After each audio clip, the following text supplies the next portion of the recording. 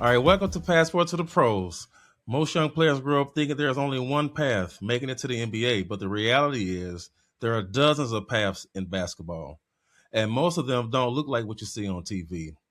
Today, we're talking to someone who played at the highest college level and saw that reality up close. David Dixon, man, welcome to the show, dog. Chad, man, thank you. I appreciate you having me on. It's been a long time. We go back. Yep. Absolutely, absolutely. Longtime friends, been knowing each other since middle school or what have you. And this guy's one of the closest gentlemen to my heart. So I'm very, very appreciative to have him on the show. So thank you for being here, man. Anytime, anytime. All right, man. So let's just get into it, dog. So walk us through your path, man. Walk us through your path from high school. I think you played a little JUCO, and then you went to the mighty University of Washington. So walk us through that journey. Uh, Man, well, starting off, going into high school, I never even was planning on playing basketball. Went to West Bend Christian High School right now, which is funny. Once I get later on in the story, you'll see why it's funny. Went to West Bend Christian High School to play basketball. My mom put me there because she seen the path I was going to in the public school system in Houston. So wanted to send me to a private school, and the only way I can go there was to play a sport because financially we weren't able to, pay that fee at the time. Right, So right. went there to play basketball. I wasn't even prepared, wasn't even ready to play basketball. Not even a good player, actually. So going in there my freshman year, man, I remember I barely could run correctly. I couldn't even probably make a layup, couldn't jump, just out of shape, Right, right. not knowing what to do. Mm-hmm. But Right. it was a slow process as each year I got better. By the Mm-hmm. time my senior year came around, I found my niche, which was blocking shots, and we had a very good team. Uh, a lot of really good players, man. Trey Austin, Josh Meadows, Charles Baker, George Simpkins. Like Mm-hmm. in Houston, we had a really good team for the Houston scene. So I actually credit them for actually getting college looks. Mm-hmm. Mm-hmm. Right, right, So right. When did you realize that Division 1 was a possible opportunity? Like at that point, did you realize like when did you start to think, okay, yeah, I may can play on the Division 1 level? I never knew if I could or couldn't, to be honest with you. I guess, back then the thing was getting letters. Once you get a Yeah. letter, you think you made a college letter. So once Yep. I got my first college letter, which was from Purdue, actually, I was like, Oh, oh nice. man, I got a letter. I was hyped.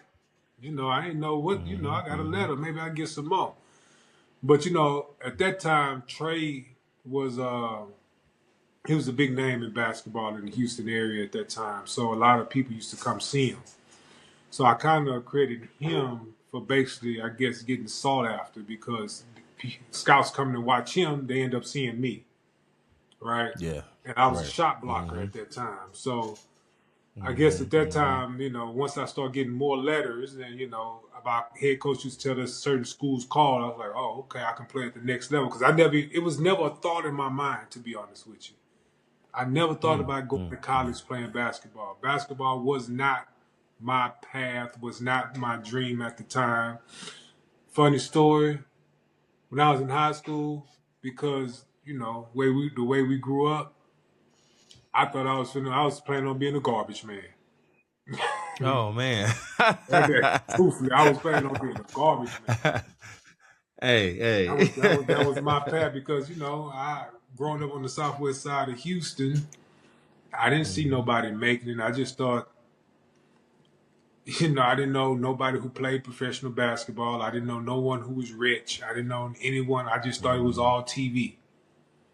Right, I thought it right, was all right. fake. So I Mm-hmm. was just going to, be a garbage man. That was going to be my career path until I started, getting letters and getting phone calls. Mm-hmm.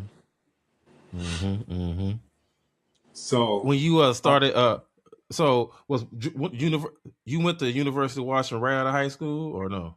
no, Out of high school, I signed to the University of Wyoming in Laramie, Okay. Wyoming. There was a coach there, Okay. Coach Francis. He was a real cool guy. Uh, he signed me to that school. But once I got up there, something happened with Coach Francis and he wasn't there. So Hmm. I had to deal with another coach that was there. I can't think of his name. Man, he coached at Clemson for a lot of years. Right now, I can't think of his name. He's a Clemson guy. Man, I know that. I He, know what that's like going into a situation dealing with different coaches, man. And that's an underrated, difficult experience to have. I during the summer I had to go up there like 2 days after I graduated from high school, right? So I'm thinking I'm finna have a great summer. I just graduated from high school. I had to go to Laramie, Wyoming. so so as I get to Middle of Laramie, nowhere. Wyoming, I get up there and they tell me that your scholarship hasn't kicked in yet, so you have to pay for your own, dorm and living. I'm like, how am I supposed to do that? They got me a job working construction. That's So I was a bananas. construction worker. That's Coming bananas. So your freshman year in college, they put you on a job in order to support It yourself wasn't in even my school. freshman year yet. It was the summer before my freshman year because they wanted all Wow, the players up there in the summertime. that's So crazy. yeah, I had to wake up at like 5 in the morning, go work this job all day to 4 in the sun, in the wind, come back on campus, grab something to eat fast because then I had to go to conditioning, then weightlifting, then individual workouts, then playing 5-on-5. I didn't get back to the room until midnight. And I had to wake up and do that Oh all my over goodness. again. So as you know, I was hating it. Exactly. But Exactly. fortunately, something happened where my SAT scores wasn't right in their eyes. So they said I Hmm. couldn't start school there. So actually, that was a blessing. Right, right, That right. was a Okay, blessing. okay, okay, okay. All right. So that changed your path a little bit. Okay, Changed the path for the good. for the Changed good. the Where did path. you end So up going? So, after that happened, I came back to Houston. I ended up at Tyler Junior College, okay, okay. which Shout out to Tyler JUCO. yeah, yeah, which was a great experience. Tyler was a great Okay, experience. okay. What did you learn? Or what did you get out of JUCO? Like, what? Why do you say that? Or why was it a good experience? Well, at JUCO, I was in a small country town in Tyler. Tyler's East Mm-hmm. Texas. It's not much to do. There's a Mm-hmm. lot of other country towns in the area, but it was cool because everybody we was kind of like a family there. And that was the Right. first time I was with people that was from different parts of the country. One of my good friends, he Okay. was from Virginia. Another dude I was cool with, he was from New York. I had a tennis player I Mm-hmm. was cool with who was from San Antonio. So I got to Okay. interact with people Yeah. that wasn't just from Houston. And me Right. being from Houston and Tyler, it was kind of like you was the big man on campus. If you was Right. from Right. Houston, Right. you was the guy. If you was from Dallas, you That's was what's the up. guy. Yeah. Because Yeah. you from the big Okay. cities. So man, I embraced that experience. Man, I had a great time there. It was fun. The basketball was fun. Everything I enjoyed it, all around. The only problem is my first year I got hurt and had to do a medical red shirt because I had to have Mm-hmm. reconstructive ligament surgery on my ankle. Okay. Okay. So I was only supposed to be in JUCO for 1 year because I was a qualifier, right? Mm-hmm. So I was thinking like, oh, I'm hurt. Now I can go D1 for 4 years.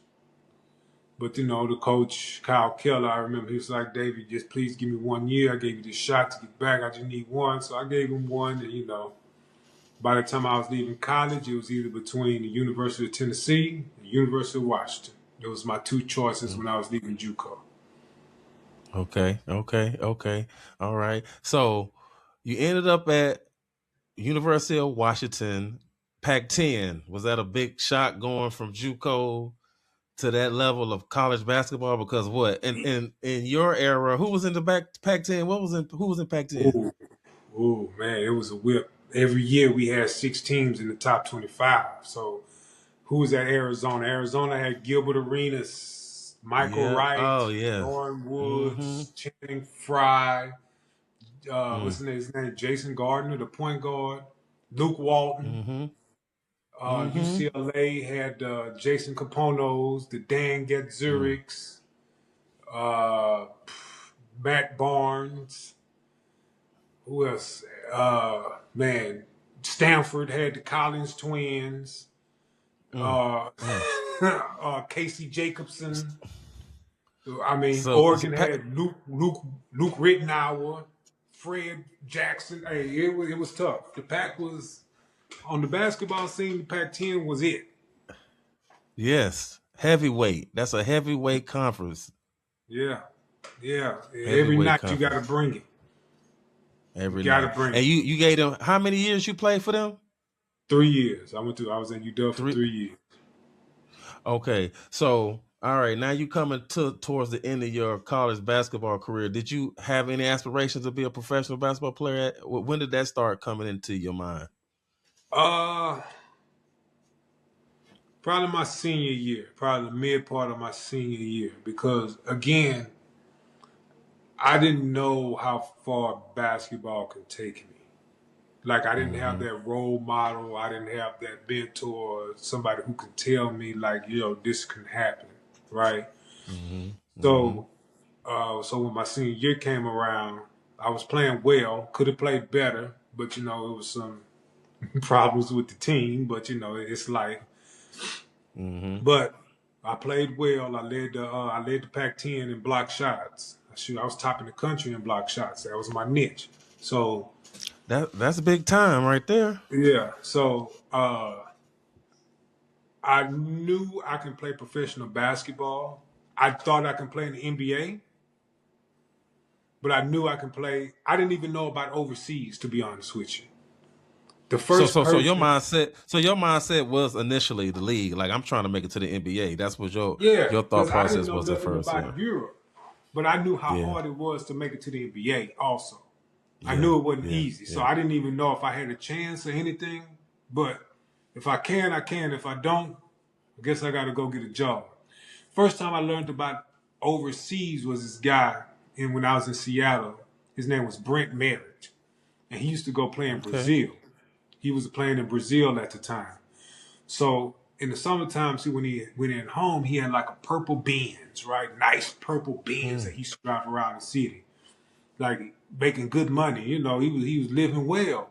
So I was like, man, they make that kind of money in Brazil where he can live like this. Yeah. Me not knowing, me being ignorant to what's really going on in other countries. I was like, man, they can make money in other countries. It ain't only just the NBA, right? Right. Right. So by the time my senior year finished, soon as we lost in the Pac-10 tournament, me and Doug Green in the room together, the phone started ringing. Agents. Mm. I didn't know what to do. I didn't know who to talk to, who to trust. I Right. didn't know nothing because, like I said, I didn't have that guidance. So uh, Let maybe that next, Go probably ahead. that next, maybe that next week after the tournament, next couple of days, I went and talked to my head coach and the assistant coaches, and I was like, man, I don't know what to do. I Right. was Right. lost. Right. Right.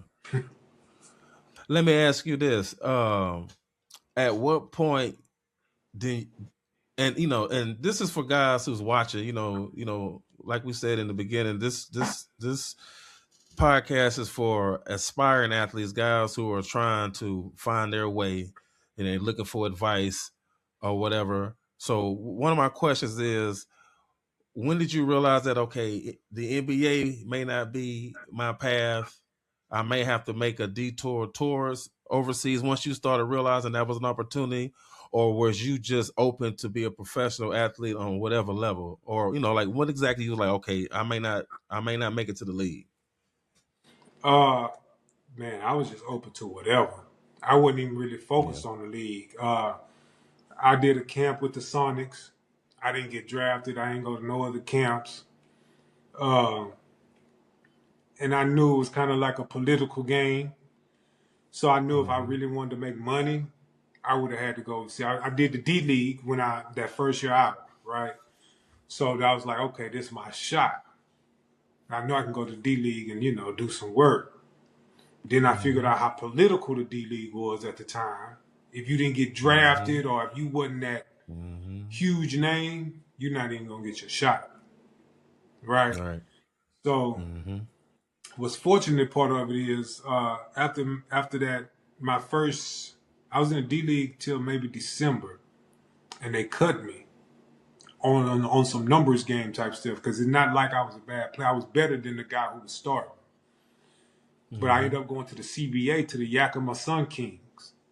And to Man, you be played at honest, the CBA? Wow. yeah, to the Yakima Sun Kings. And actually, that was a blessing in disguise because I was on that team with a bunch of vets and they taught me. I mean, I'm on there with Anthony Goldwire, with Pig Miller, with Mitchell Butler, with what's Derek's last name? Derek, the point guard, man. I can't think of his name. All these guys was vets, played NBA, got NBA years under their belt. And man, That's they what I was taught going me to a say. lot. For you guys who don't know, go look these names up because these guys have got NBA resumes, okay? Yeah. And they taught me a lot. They taught me how to play, how to don't go too fast, know when to go fast, when to go slow. Pig taught me a lot on the post, how to handle certain players at certain size, what to do if a guy's bigger than you, what to do if a guy's smaller than you, if a dude jump higher than you, what to do. Pig taught me a lot in the post. Goldwire taught me a lot just by talking to me on the court. Like Goldwire and Pig Miller was clutch. They Yeah, really taught me yeah. how I to play the remember professional Pig. game. Yeah. Yeah, I remember Pig. Pig Miller was a good guy. That that kind of segue into another question. Like you started to realize the difference between skill set when it comes to a good college player versus an NBA guy or pro guy. What are some of the differences that you noticed once you got in that realm, once you got in that spectrum, when you going up against NBA guys or pro guys playing with in the CBA or whatever coming out of college? What was the biggest difference that you noticed being a college guy to a pro? The basketball IQ. IQ. The IQ of being playing the basketball. Like the game is a lot more mental than what people think. Like you could be the most talented player, but if you don't got let's say the brain cells to know what to do in certain situations, that talent ain't gonna work out right. And how That's to right. work I hard. agree. And how to work hard. Yeah. Hard work can outwork talent any day. Now Yeah. if you do both, work hard and you have the talent, you could be a monster. But if you just have talent and you don't work, I mean, the person who don't have talent and work hard gonna outwork you. And the person who know how to think the game and use that mental capacity, like that's always gonna win. It's all the Yeah. little games you play on the court. Think about it. When the guy play you too close, you can make one little move and have the ref call a foul on. But you got to That's know how right. to do it. You got to know how to That's do that. right. That's right. It's definitely it's more of a mind game. I always say it becomes like a chess match on the pro Yeah. level. Yes, you still have to be physically in shape and physically capable, but it's more of a mental thing, because people always say, how is this guy so good? He's not that athletic. He can't jump. He can't do that, because it's a mind game. It's a Right. strategy. It's a mental aspect to the game. So I agree. That's probably some of the most understood concepts of what it is to be a pro or what it is to be in the NBA, if you ask me.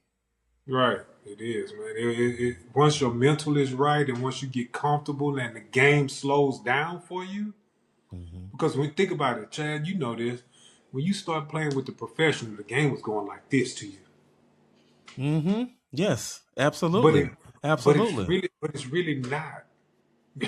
You understand what I'm saying? It's Right. really That's not. right. That's right. Absolutely. That's right.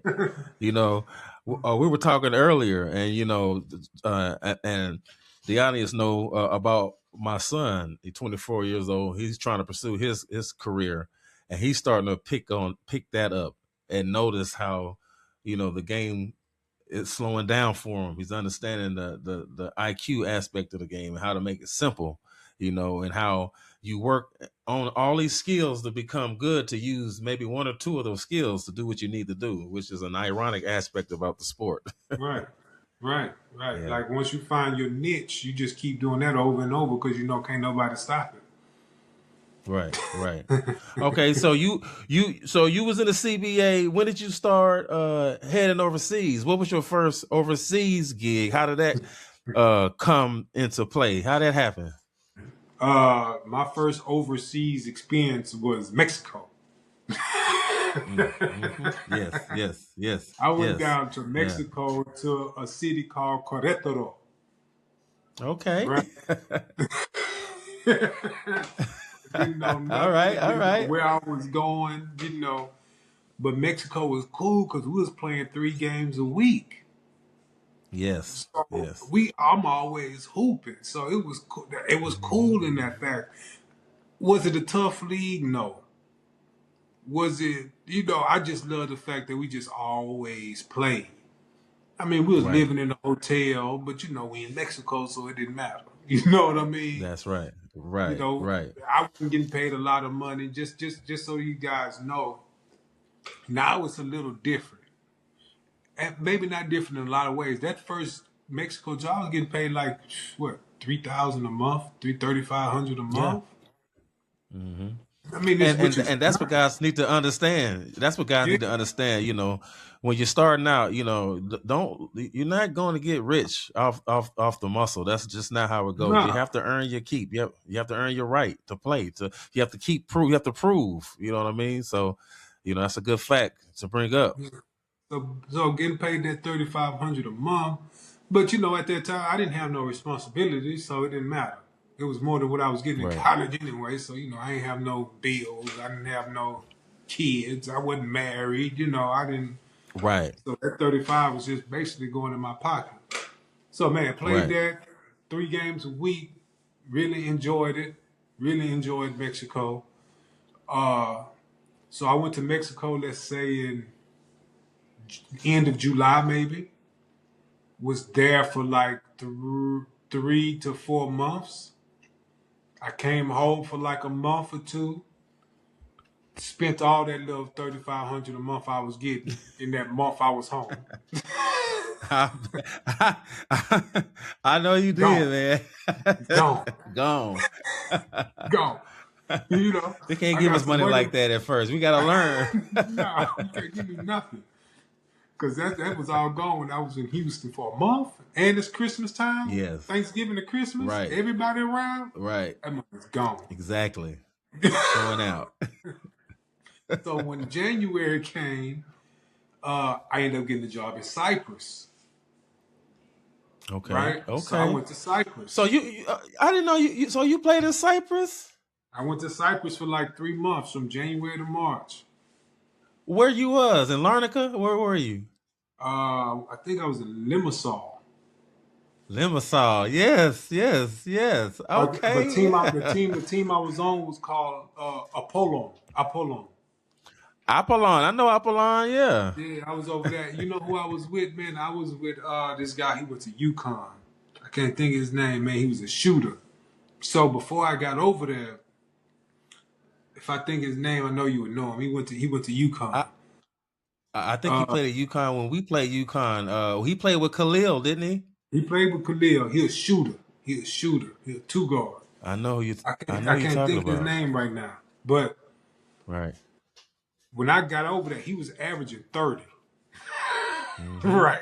I believe it. I'm But like, man, I I'm believe it. averaging 30, right? So when I got over there, he cool dude. He was cool, man. Albert Morning. That's his name. Albert Morning. Albert Morning. Yes. Yeah. Albert Morning. He was part of the UConn team that won the national championship. Did he win the championship on that team? He was on that team? I want to say he was on that team. My sophomore year, we played against that UConn team. They came to Houston. They played us in Hawthorne Pavilion, and it was a big game. Clyde's first year as a head coach, and Yeah. I was actually on the cover of the sports page on the Houston Chronicle, holding the point guard or whatever. But yeah, they made a run that year, and Albert Morning was on that team. I want to say yeah.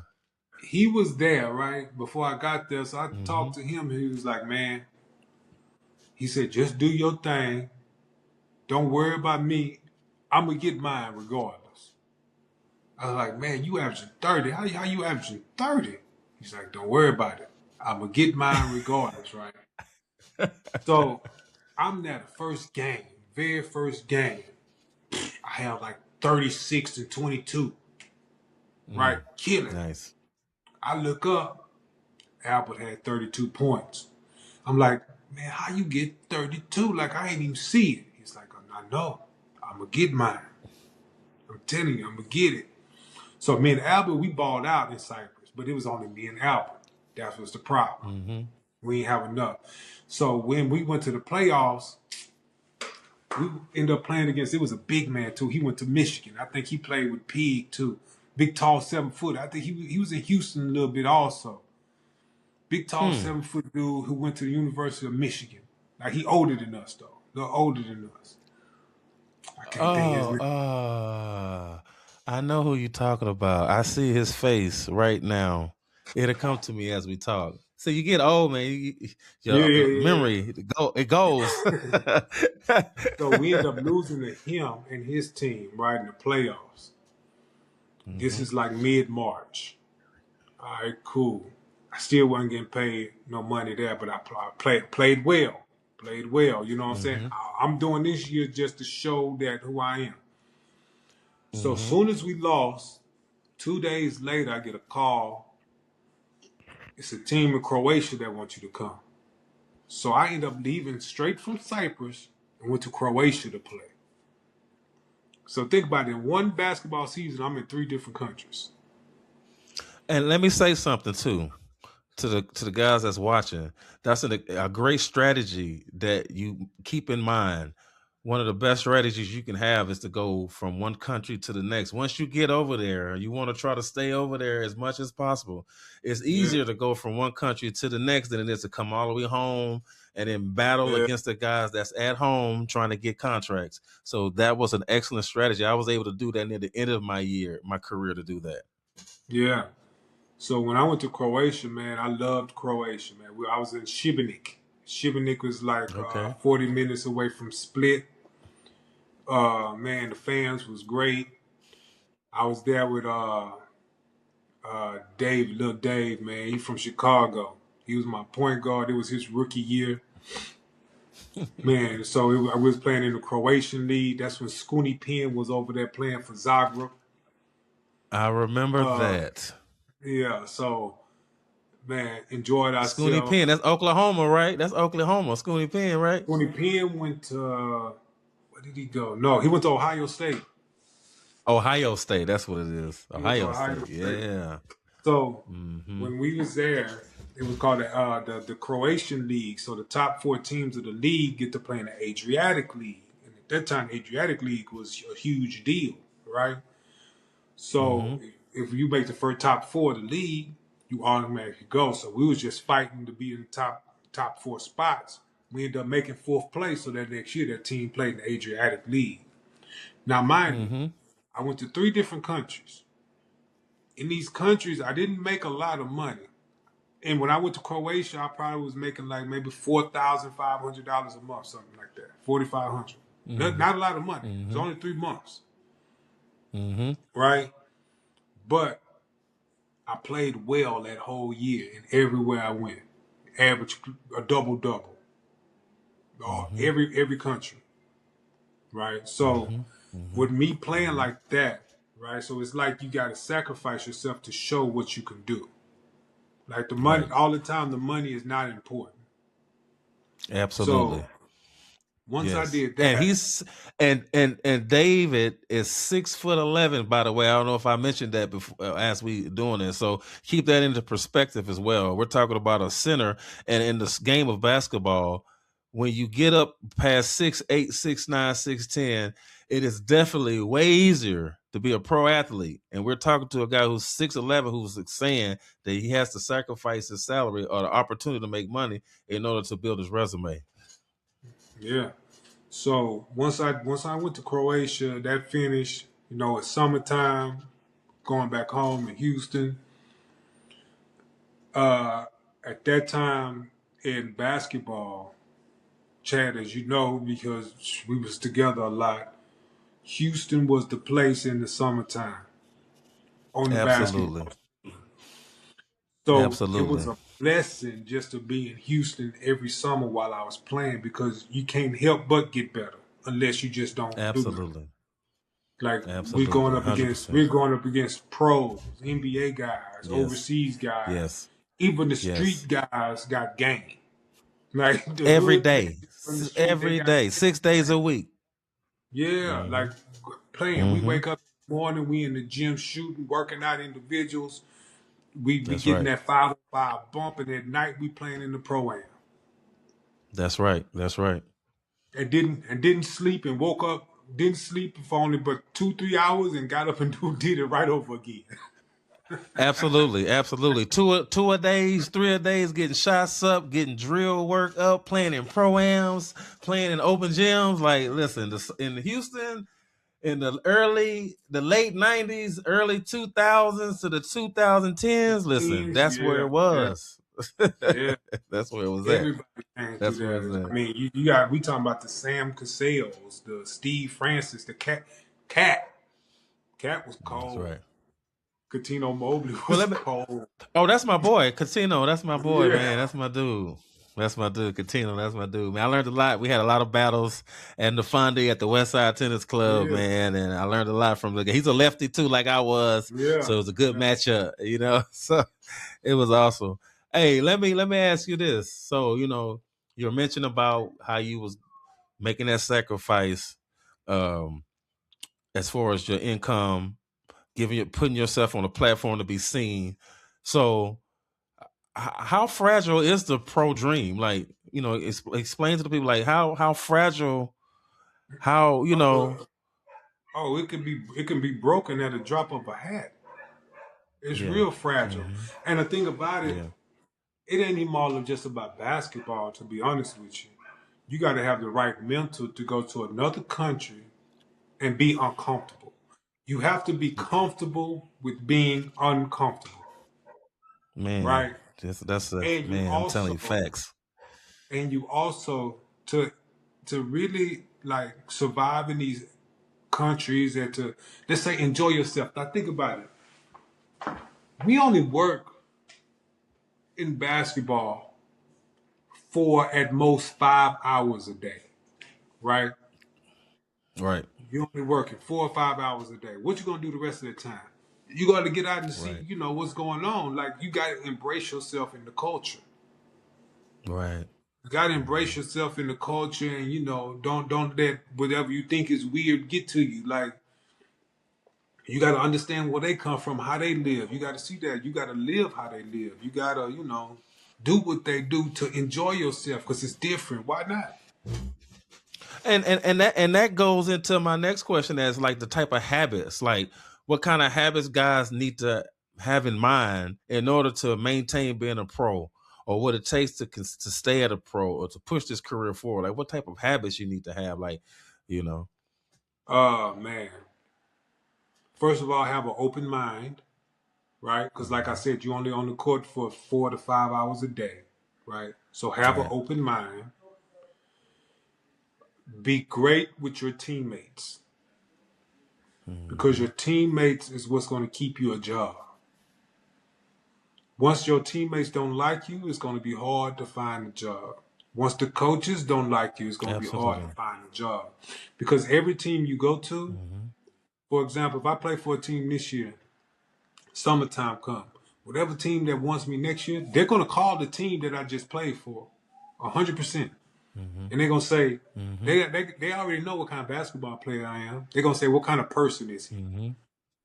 Hmm. So Hmm. you got to go over there and That's be right. just a good person. Like you got to, hang out with your teammates, talk to your teammates. Be coachable. Even if you don't agree Hmm. with what the coach says, be coachable. Because you're not going to agree with what they say all Be the time. coachable. You're not. It's Right. just going to be hard to agree with That's that. right. So That's just right. have that That's open right. mind, be coachable, and be great with your teammates, and always be ready to come to work. Because I seen a lot of dudes come to Yeah. practice, they hung over, they stayed Hmm. up all night, they can't do it. Like, come on, man, you can't walk in the gym Hmm. like that. Now, if you're able to do that, cool. Like I know people who can stay up all night and then come to work, and I some but of if you listen. There's can't some do that, great players that's right. There's some great players that have that reputation, and that's not for everybody. Everybody can't do that. Everybody can't party out. Actually, 98% of athletes aren't built like that. You know, no. you can't be out there jacking off and thinking that you can just relax and not work on yourself at all times when it comes to this pro game, because your job is always in threat. Yeah, they will send you home Yes, fast. absolutely, absolutely, absolutely. I got a question. You mentioned that you had to deal with a surgery earlier in your career in college. Did Yeah. any of that affect your professional career? Did it affect your ability to get into the type of conditioning you need to be a pro? And how important is conditioning when it comes to Oh, being a professional athlete? once you become professional, you should never be out of shape. Once Mm-hmm. you like, if you stay ready, you don't have to get ready. You know what I mean? So Facts. it's hard to get in shape. It hurts. Getting in shape hurts, and Yes, nobody wants to go through that absolutely. pain. So Right. that the injury, no, that injury didn't affect me like becoming pro. Like the surgery went well, so it never bothered me. I just always stayed taped every year, every game. I was Mm-hmm. always taped up, Mm-hmm. but I had no Mm-hmm. other problems with my ankles. You know, we always turn and twist our ankles. That's just come with the game, but nothing Yeah. major. So Yeah. I was fortunate enough to, not have no major injuries. I did have both of my two meniscus surgeries, but that's nothing major. I was, you only out for a month with that. Right. So, Right. Right. Right. so I was fortunate Okay. enough, man. I played 13 professional years in Europe. Uh, Yep. Absolutely. Mm-hmm. Turkey, Poland, Germany, Cyprus, Croatia, Mexico. I mean, it was a ride. It was a ride. What So was I your look at the favorite country? What's your favorite country? I never asked you that favorite before. country. Okay, what are we talking? Are we talking about scenery? We Okay, talking about, it could be. Are we talking about as far as a that's true. team? That's true. That's true. Listen, it's a difference between a way of life and the Yeah, basketball, because I've been in places where the basketball was fantastic, but the way of life was super trash. Or yeah, I've been in a place where the way of life was super great and the basketball was super trash. So, yeah, so yeah. I would say, give me the answer that something that everything captured. If I had to pick, for me personally, I would say my best when it comes to great basketball and the great people and all that kind of stuff. To be perfectly honest, my most favorite place, I would have to say Syria, because Yeah. Syria had very competitive basketball. I was able to play in that region outside of the country as well, which made the competition even stiffer. And the people was absolutely great. You know what I'm saying? Now I've Okay. played in the KBL, which is that's almost like being in the NBA, but the way of life was a little bit strenuous. You know what I mean? I also played in the Dominican Republic, where the basketball was one of the hardest basketball I ever played, but you basically living outside. So Yeah. Yeah, I get you know what I'm saying? it. I get it. I know. I've been to them Right. places. I know. I know. Believe Facts. me. Facts. So Facts. I put it like this, man. Turkey has, let's say Istanbul, Turkey. My Mm-hmm. first year I came to Istanbul, which was my first full year I played in one country, Mm-hmm. right? When I Yeah. came to Istanbul, Turkey. It was me when I first got here. Rashard Phillips was here. I Rashard don't know if you remember him. Phillips. Went to Detroit. They used to Of call him course. Baby Of course I Iverson. do. Yoda. They call him Yoda now. Absolutely. Yoda. Uh, Yeah. Hans Roberson was there. He was at Fresno State. I remember Terrence Uh, Roberson. yeah, he was there with me. So I, Yeah. when I came to Istanbul, See what people, and I didn't know nothing about Turkey. Coming from America, we ain't know nothing about no country, right? Right. So Right.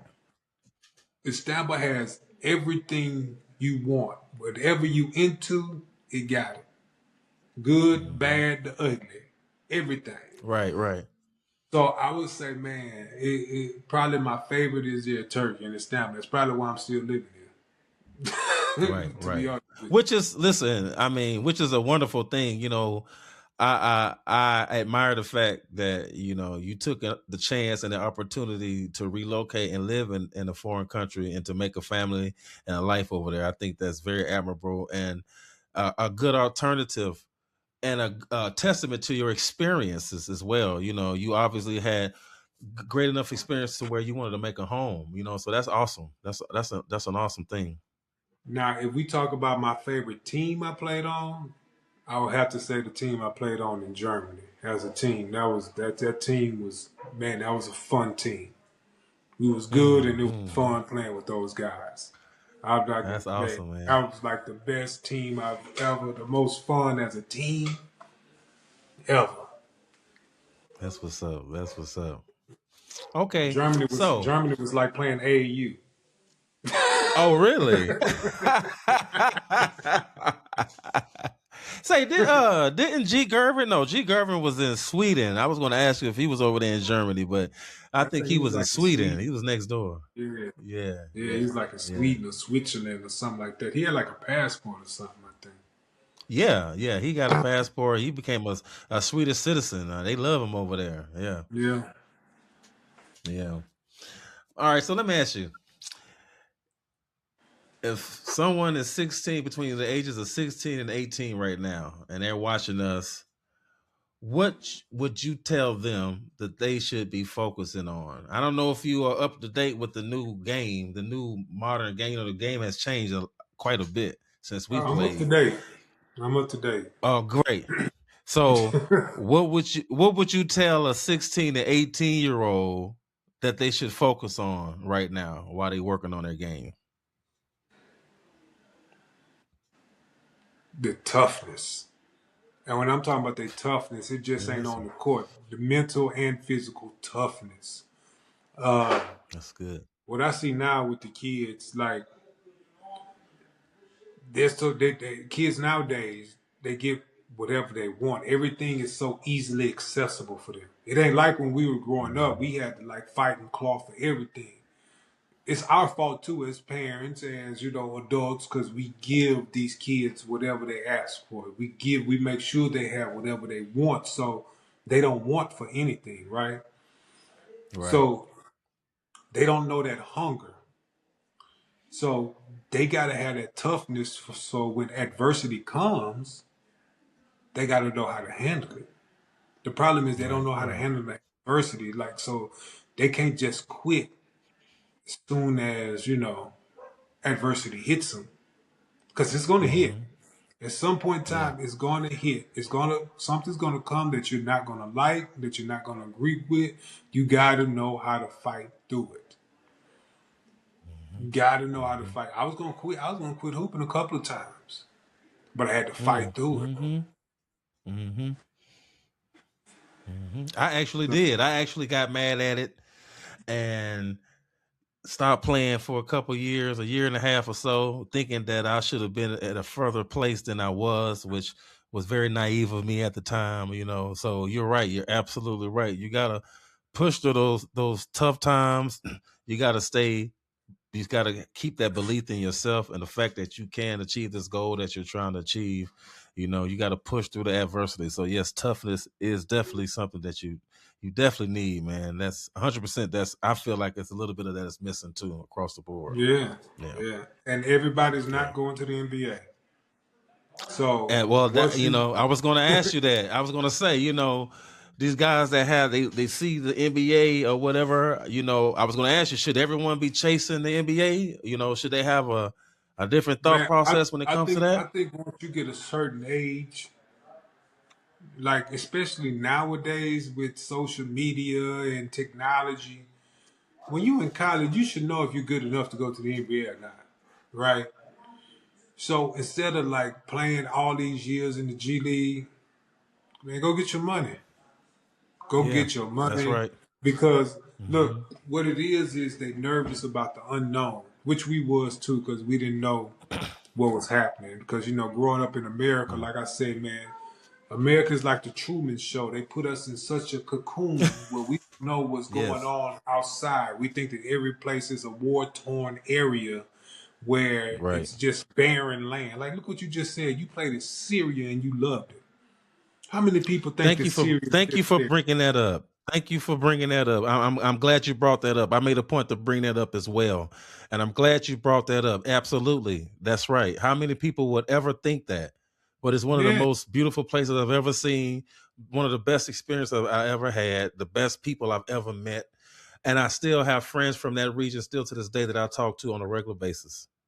bro. I tell people now one of the most. It's like, man, one of the most beautiful countries I've ever been to is Croatia. It's a beautiful country. They got Yes. natural waterfalls. The Mhm. whole country is like a seaside. It's amazing. It's amazing. Absolutely. Absolutely. Absolutely. Yes. So I'm glad you brought that up. That is such a fact. Let me ask you this. If you could go back at the age of 18, what would you Mm, do differently? everything. Mm. Everything.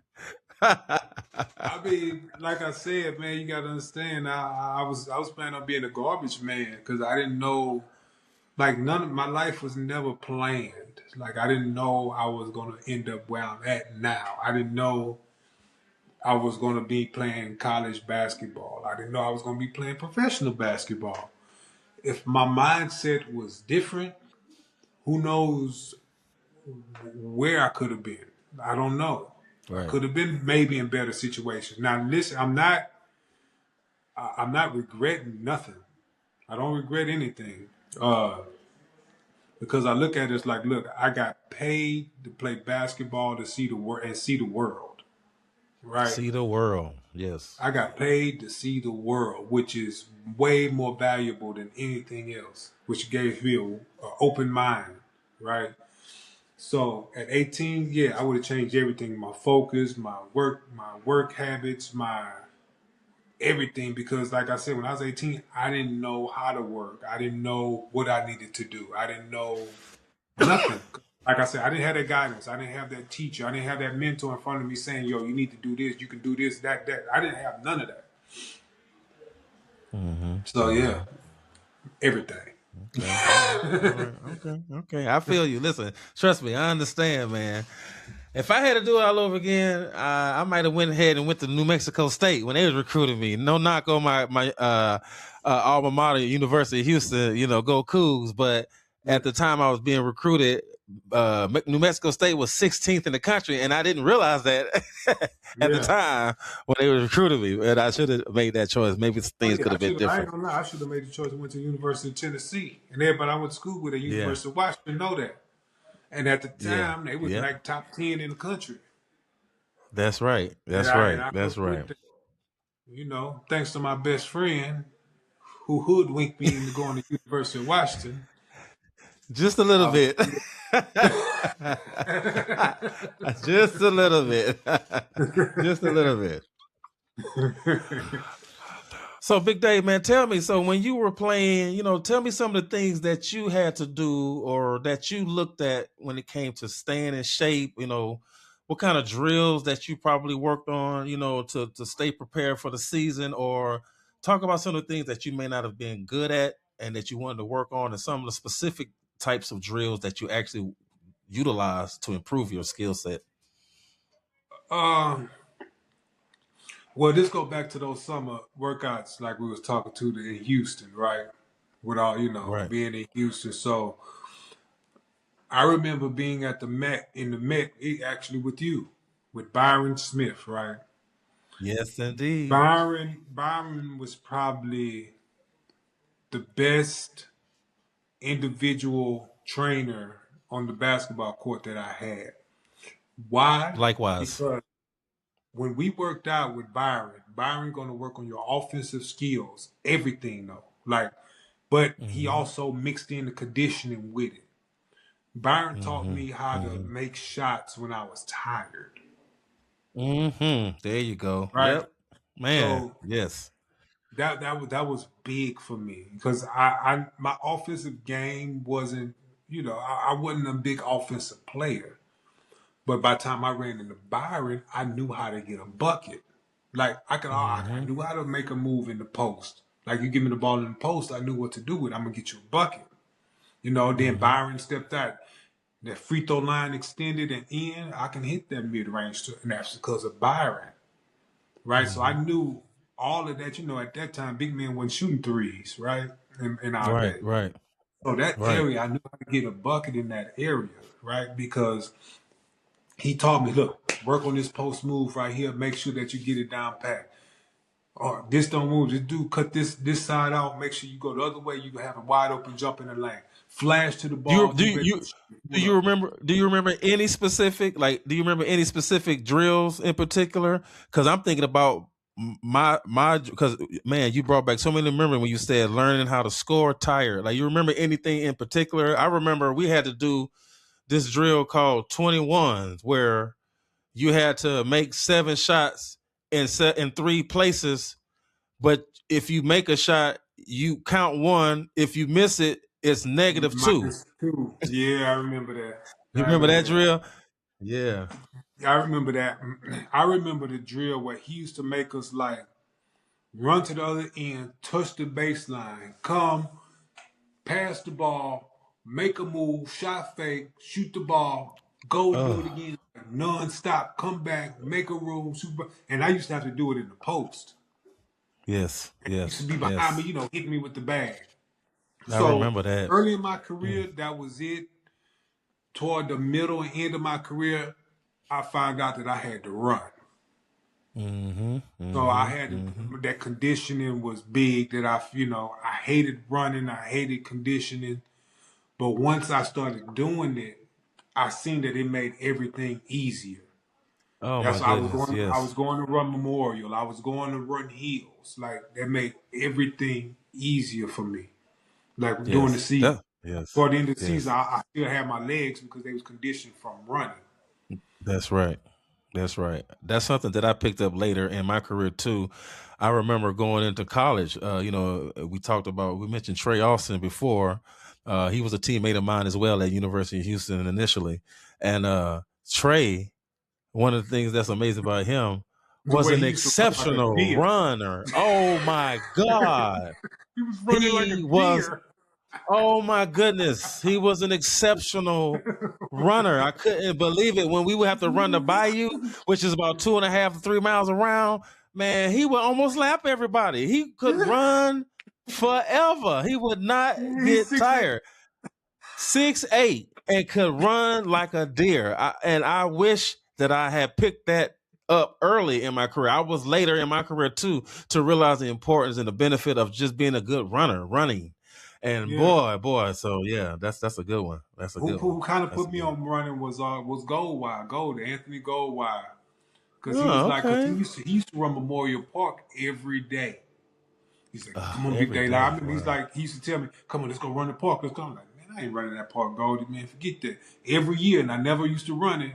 And eventually I started going out there and I was like, oh yeah, this helps. This helps Yeah, a lot. absolutely. Helps Absolutely. A get lot. helps keep the weight down. It helps, a lot. Yes. It helps That's a the lot. fastest for me to get in shape running like that. I get in shape the fastest when it comes to the running. And now the thing about it, I can't stop. Yeah, and that's fantastic. Yeah, you had me out there trying to chase you, try to catch you. It was funny when we met up. I had just started running and was getting into it and was feeling pretty confident about myself and thinking, oh yeah, I'm a runner now. I got I'm doing good. I'm putting together two couple miles at a time. My times is coming down. Then here you go coming home. And you Yeah, ran that doggone park so fast. I was like, man, I could catch you. I couldn't keep up with you, man. I couldn't keep up with you. yeah. Well, at that time, I was on it.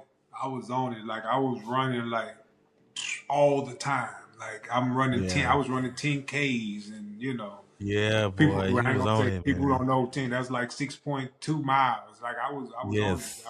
Very You was least, on I it was running 3.1 miles. That's at the least. That's if I at had the something else least. to do. Yeah, So, you was killing me. I managed to get up to running 2 miles consistently at a fairly good pace. But yeah, I was aspiring to get to you. Hey, let me ask you this: you been watching the Rockets? I have. I What you have. think? I mean, What you thinking? How you like Durant in the city? Tell me about that. How you oh feel man, about it? You think they I'm gonna a do Durant something? fan. Like Durant is to me is unstoppable. Can't nobody stop Durant. Now Yep. the team is a good. I mean, we got Durant, you got Shingun, you got Amin Thompson. Mm-hmm. Uh, the problem is they don't have that floor general. Because Fred Right. is hurt. Right. If Right. Fred was Right. there, I Right. think everything would be a lot better. Right. Right. Right. Mm-hmm. But it's something that's not clicking or not right with the team. I don't know if there's some type of rift that's going on or some type of beef. It's a good team, but it's Right. just Right. something you remember, like it's just something that just don't that's not curling right. You know what I Right. Right. mean? Right. Right. Right. Right. Right. But no, You I know. really like the team. I think they're a good team. Shingun, like he's a dominant center in the league right now. He's what top three centers probably in the league. Uh, Mm-hmm. Mm-hmm. KD is KD. Like he's Mr. Reliable. Right. I Right. love Right. Amin Thompson's energy, his defensive presence, the way he attacks the Mm-hmm. rim. I love it. Even Reed Shepard, he made me believe in him because Reed he could shoot that thing. I was hoping that he was going to get a little bit more playing time. They was bringing him in real slow, so I thought he was ready sooner. You know what I mean? But they kind of But been bringing Reed, him along Reed, a little bit Reed, slow. you know, you Reed. The problem with Reed is, you might as well call him Ree, because he don't have no D. His defense He is ain't got no defense, bad. none, none, none, none, none, none at all. But They talk about LeBron James longevity all the time, but they don't talk about KD. I need to talk about KD longevity. What is it, 17th year, and they still playing at that level? I mean, yeah, they thinking, he younger than Braun. What KD? What 36, 37? yeah, he right there. You know what I'm saying? He in his 17th year. That's quite a bit. Yeah, yeah, that's a long Yeah, time. I mean, he yeah. top five in scoring now. Absolutely. Absolutely. You know what I'm saying? So still to this day, Yeah. so they So may do now, something, man. I got my eye on them, man. I got my eye on them. They may do a little something this year. I hope so. I hope so. they'll be in the playoffs.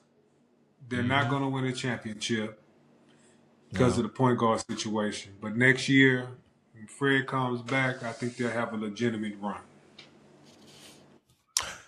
One more question. I want to know how you feel. So I'm asking you this because my son said this to me about Victor Wembanyama. He told me that Victor Wembanyama may be his generation's version of Michael Jordan.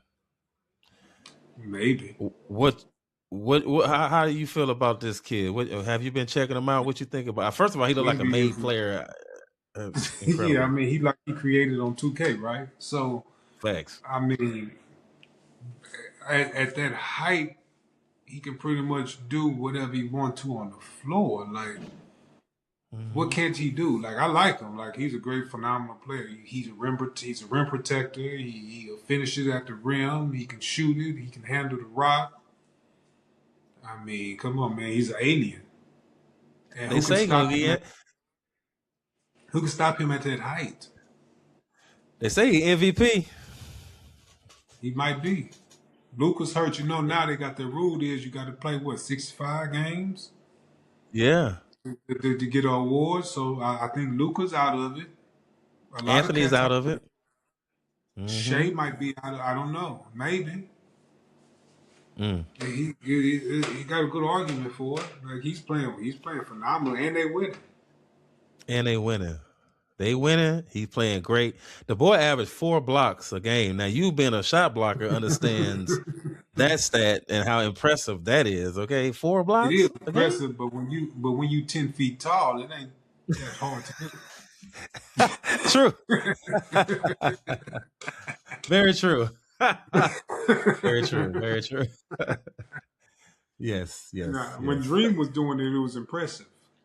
But Yes, because a dream ain't but 5'6'10". He not even 7 foot. I be trying to tell people. when Wimby does it, it's like, I mean, that's normal. It's like a windshield wiper. Facts. Facts. Facts. Facts. Facts. Okay, Big Dave. Listen, there's a little bit of a thing that we do with all our guests. We ask all our guests this one particular question. So I'm gonna do the same thing before we wrap it up. What's your NBA starting five? NBA all time? All time starting five.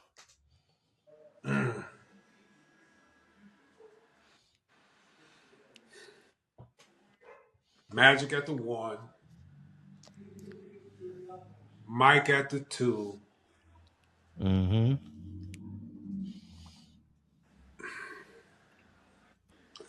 At the I know he ain't big enough, man, but I would want Kobe there. I want Mike and Kobe together, kind of. Oh, okay. That's unique. That's unique. All right. All right. Dream at the 4 and Shaq at the 5. Ooh, okay. All right. Okay. Yes. Yes. Yeah. My five had Dream in it. My five had the Dream, of course. You I got it. had to put I the mean, Dream. growing up, well, come on. Come on. Listen, I was fresh.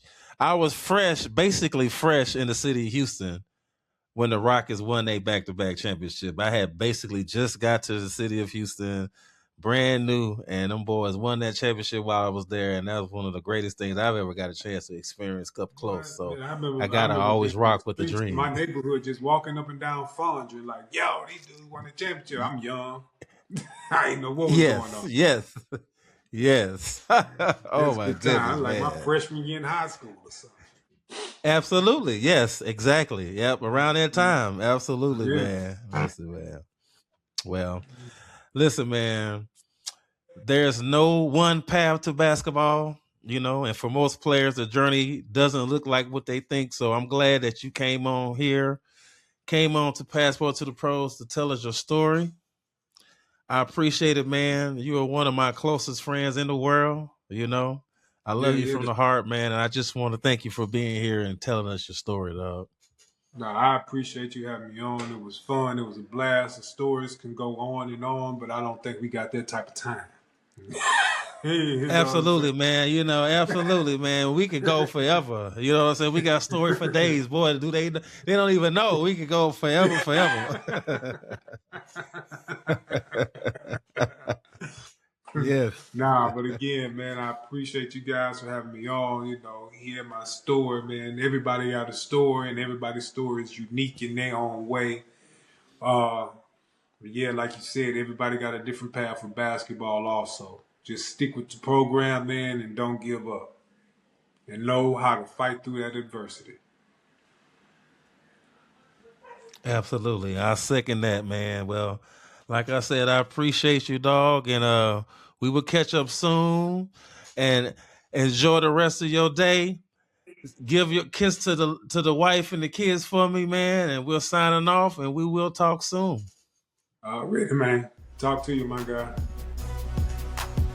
All right, brother.